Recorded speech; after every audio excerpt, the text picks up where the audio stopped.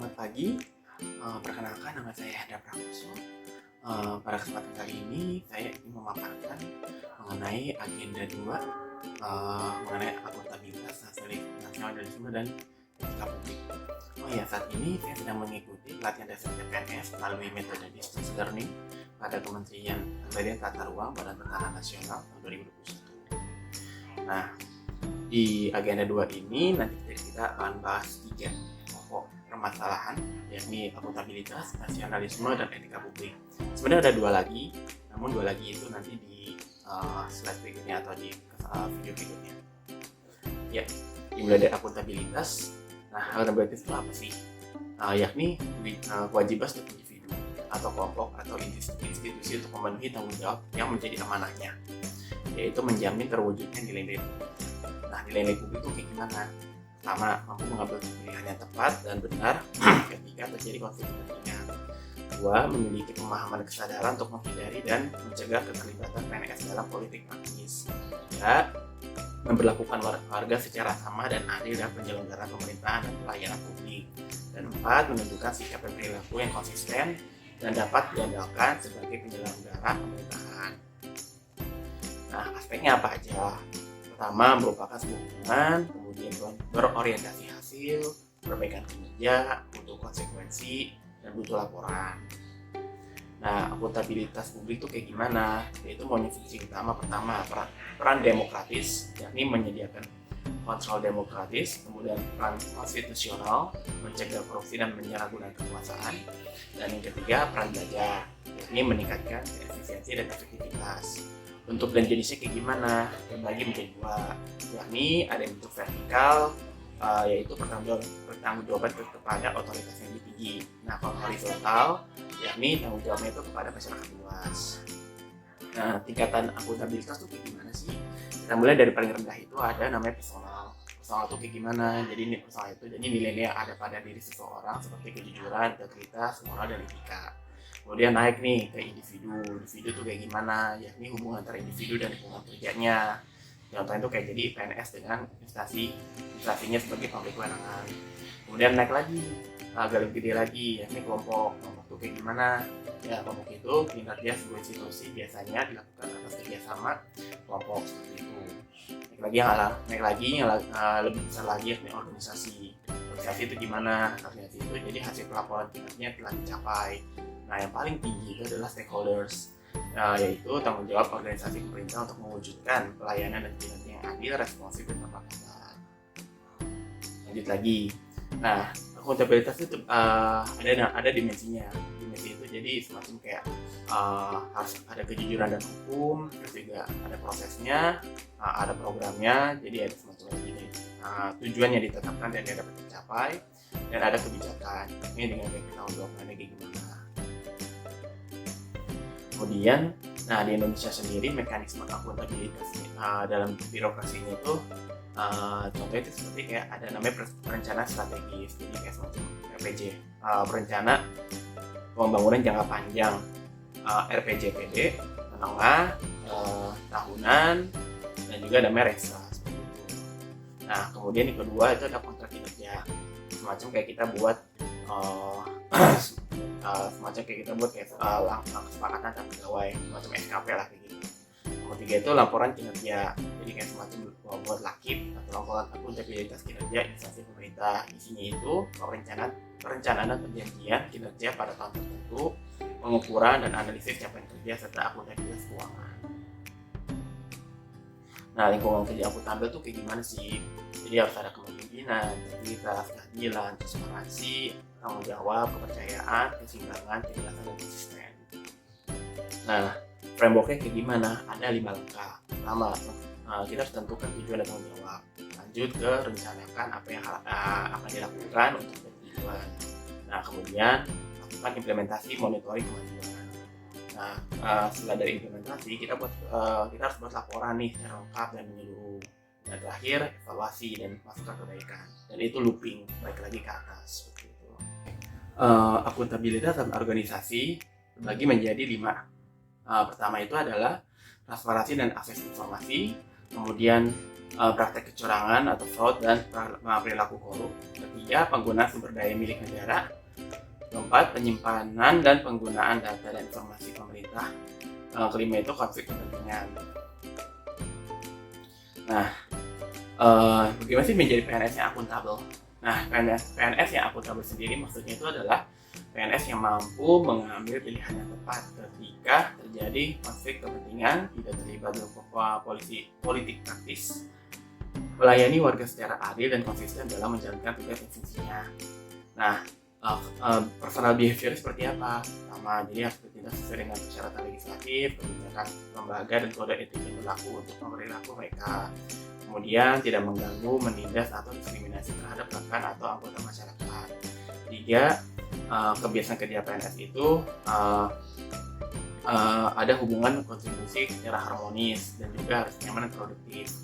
Nah, keempat itu memperlakukan masyarakat atau kolega dengan hormat, penuh dengan kesopanan, kejujuran, dan keadilan. Lima, harus membuat keputusan yang adil, tidak memihak dan segera memberikan postingan untuk semua informasi yang tersedia. Dan keenam itu melayani stakeholder dalam artian lingkup pemerintah, swasta, dan masyarakat setiap hari dengan tepat waktu. Nah, berikutnya kita akan bahas mengenai nasionalisme. Nasionalisme itu kayak gimana sih? Jadi nasionalisme itu adalah suatu sikap politik dari masyarakat suatu bangsa yang mempunyai kesamaan budaya dan wilayah serta kesamaan cita-cita dan tujuan. Dan hal apa sih mendorong nasionalisme? Pertama, campur tangan bangsa lain, contohnya kayak penjajahan ya Indonesia zaman dulu. Kemudian keinginan dan tekad bersama untuk melepaskan diri dari belenggu kekuasaan absolut.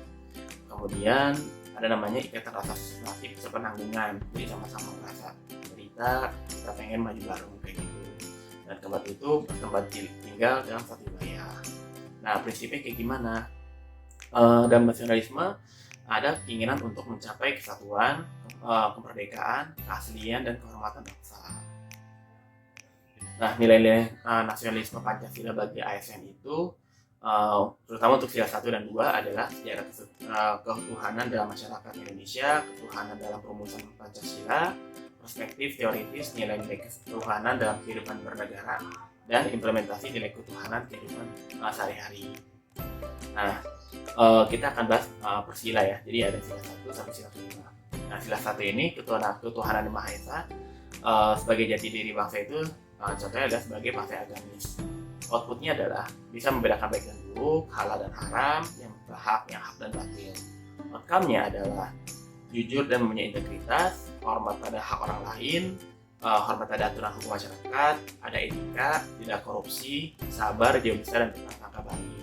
Nah, untuk sila kedua, kemanusiaan yang adil dan beradab itu sebagai jati diri bangsa, yakni kita harus menghormati hak asasi manusia. Outputnya adalah berlaku adil dan menghormati hak asasi orang lain. Outcome-nya adalah harus toleran, tidak zalim, sopan dan santun, dan saling tolong menolong. Implementasi dari sila 2 sendiri, kalau misalnya ke dalam itu jadi semacam kita memuliakan nilai-nilai kemanusiaan dan hak asasi, dan itu tercantum pada alinea keempat pembukaan Undang-Undang Dasar 1945. Dan kalau keluar, kita mempunyai pedoman politik luar negeri yang bebas aktif dalam rangka ikut serta melaksanakan ketertiban dunia yang berdasarkan kemerdekaan, perdamaian abadi, dan keadilan sosial. Nah, untuk sila ketiga, persatuan Indonesia, yakni untuk sebagai jati diri bangsa itu, jadi kita harus sebagai cinta tanah air. Outputnya sendiri adalah kita harus siap sedia membela negara, terus juga kehormatan bangsa, dan menjaga kesatuan persatuan. Outcome-nya adalah nanti bakal menjadi rukun dan damai, bangsa menjadi utuh dan menjunjung tinggi kehormatan bangsa dan negara. Implementasinya sendiri dari sila ketiga tuh jadi kita mampu mendapatkan kesatuan dan kepentingan kesempatan bangsa. Terus juga kita sanggup dan rela berkorban juga. Kemudian kita harus mengembangkan rasa cinta kepada tanah air dan bangga berkebangsaan dan bertanah air Indonesia.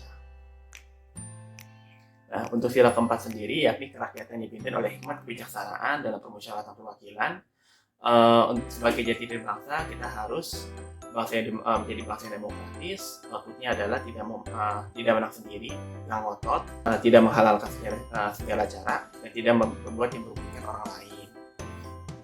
Untuk kami sendiri adalah kita harus mendengar pendapat orang lain, siap menang siap kalah, kita harus sportif, dan selalu sesuai aturan main atau mengerti undang-undang berlaku dan bertanggung jawab atau menolong dan menjaga.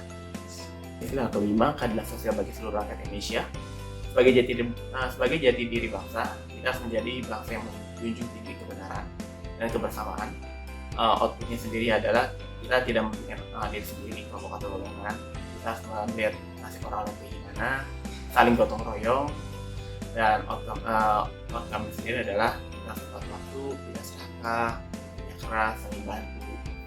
Kemudian lanjut ke wawasan kebangsaan.